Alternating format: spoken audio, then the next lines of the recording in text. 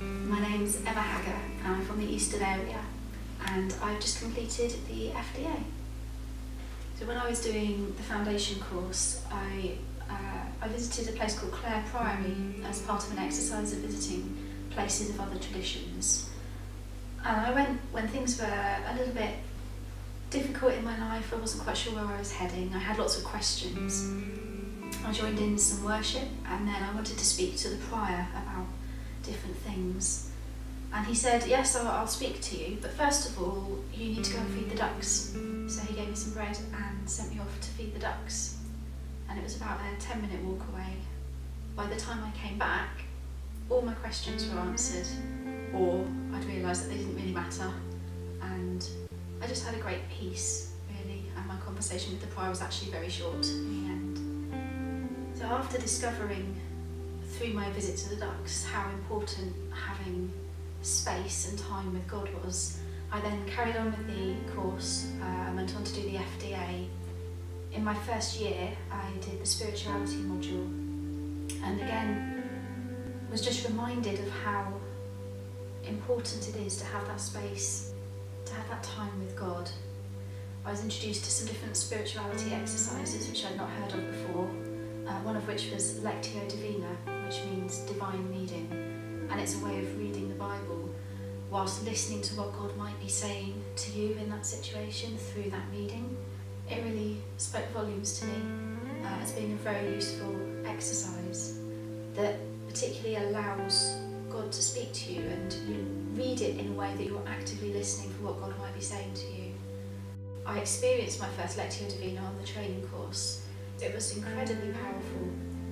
The passage that they read included the phrase, "A bruised reed I will not break," and I was feeling fairly bruised by things that were going on in my life at that time, and it was just the most amazing reassurance, not just from reading it and knowing it was true, but really feeling that God was saying that to me at that moment, that it was just for me, that was true, that He was there with me, that He would not break me. Very reassuring and just what I needed at that moment in my life.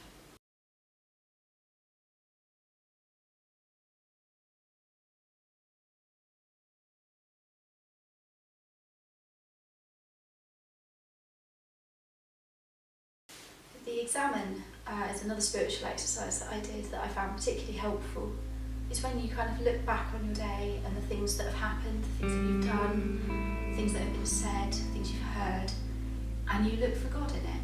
It's very easy to just rush through life and think that that's kind of separate from our relationship with God, but actually God is present in all of those moments, so then it's pausing to recognise where God was with us and how He moved through the day, and then being able to take that into the next day. I don't particularly find spiritual exercises easy, it has to be said. My living as a musician, I'm used to making noise. So things that have silence in them is quite a new experience for me. Again, things that happen at regular times that have sort of a discipline kind of feel to them in terms of doing them regularly, I really struggle with. I really do. But actually I think that's why it's meant so much to me as I've learned more about it. It's actually, because it's difficult, I know it's worthwhile. It also shows that I'm putting the effort into my relationship with God as well.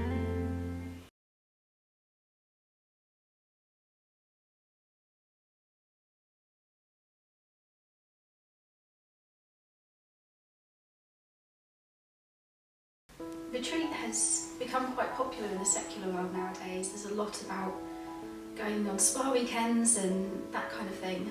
But actually, from a religious point of view, it does have a very different connotation.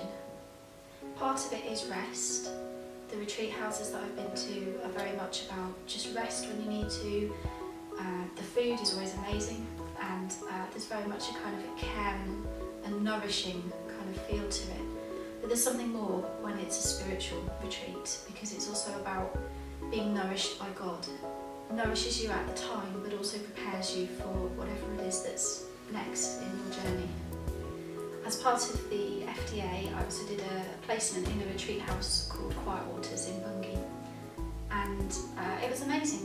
It was quite a mix of things that I did while I was there. I spent a lot of time washing up. and sort of food preparation and learning the practical elements of a retreat house. But I was also given the opportunity to lead a retreat, to plan it, to write it and to run it. And it was just an absolute privilege. It was open to guests coming in, and seeing where people had come from, what was going on in their lives, and then what that retreat meant for them, and how God worked in so many different ways in the different people in the same retreat was just amazing. It was a very individual thing for each of those people who came, despite the fact we were there together doing the same programme, the same retreat. Often in congregationalism the focus is on being community, being together, the priesthood of all believers as one body, whereas retreat is very much about the individual retreating on their own, almost from that community somehow. And yet actually I've found that the two are really linked. Jesus modelled both. He was in community with his disciples, and yet he also retreated. He retreated to spend time with God on his own.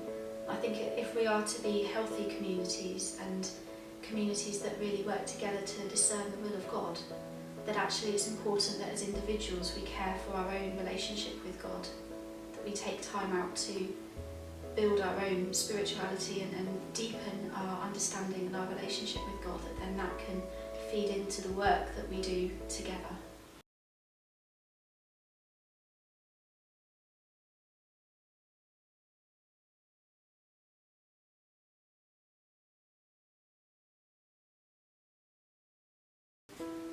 The church meeting is something that's obviously very central to congregationalism, and considering that that's something where people gather together to discern the will of God, it's the perfect opportunity really to put into practice the experiences that we've had in terms of our own listening to God and spending time with God. I feel our churches and our church meetings would really benefit if people develop their own spirituality, develop practices of listening to God, of being aware of God. In my own experience, God doesn't tend to make things very clear. That might be being very unfair, but certainly in my own experience, it's very rare that I felt that I know exactly what the right solution is or what the right direction is. And so taking time to actually develop that skill of listening and discerning is absolutely vital for it really to live congregationally and to live as God wants us to.